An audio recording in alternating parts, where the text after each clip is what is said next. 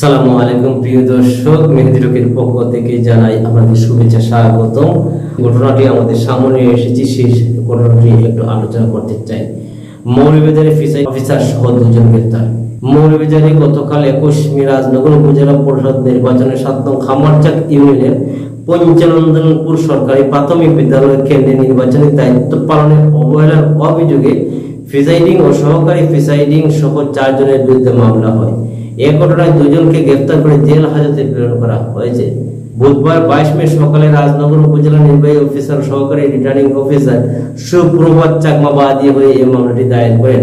জানা যায়, অভিযুক্তদের বিরুদ্ধে বেআইনিভাবে বহিরাগতদের ভোট দানে সহযোগিতা, দায়িত্ব পালনে অবহেলা, নির্বাচনে অন্যায়ভাবে প্রভাব প্রয়োগের অভিযোগ রয়েছে।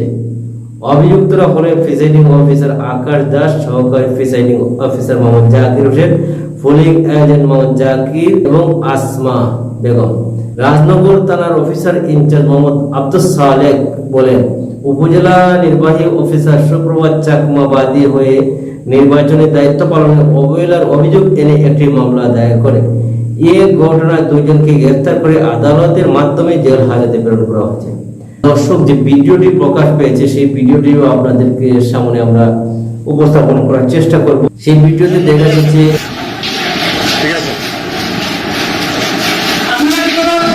আপনার পঞ্চায়েত সরকারি প্রাথমিক বিদ্যালয়ের এই অবস্থা,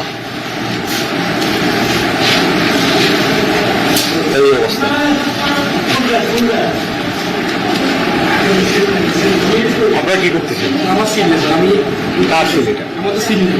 আর আপনি কে? আপনার পরিচয় দেন। সকাল বুঝে আপনার আপনি বসে বসে ওনার বই দিতেছেন। আমি বসে বই, হ্যাঁ বই দিতেছেন তো, আমি তো দেখতেছি। হ্যাঁ দেখতেছি। একটা বই দিন, আমি তো বই নিয়ে ঠিক আছে, ঠিক আছে। এই অবস্থা দেখেন,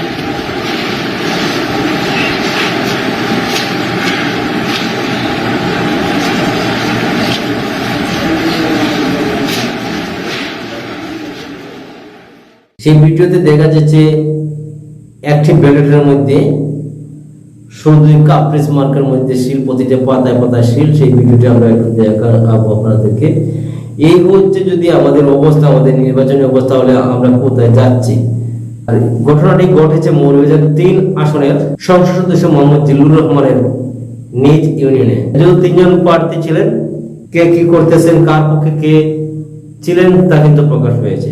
এই ধরনের ঘটনা আসলে খুবই দুঃখজনক। আর এই ঘটনা থেকে আমরা কি শিক্ষা নেব, আমাদের পরবর্তী প্রজন্মরা কি শিক্ষা পাবে?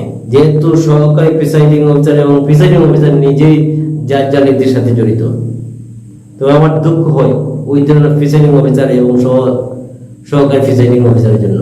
এর কাছে কারো মেয়ে বিয়ে দিবে না, হয়তো ওনারা বিয়ে করে ফেলছেন। যেহেতু বিয়ে করে ফেলছেন ওনার সন্তানাদি, ওদের সন্তানদেরকে ধিক্কার জানাবে সাধারণ মানুষ, এলাকার মানুষ ধিক্কার জানাবে। এর চেয়ে নির্লজ্জ হতে পারে না প্রিসাইডিং অফিসার। তার আসলে চাকরি থাকার কোনো প্রয়োজন নাই। সম্ভবত 44টি টোটাল সেন্টার ছিল, 44টি সেন্টারের মধ্যে 11টি সেন্টারে চেয়ারম্যান প্রার্থী কোনো ভোটই পাননি।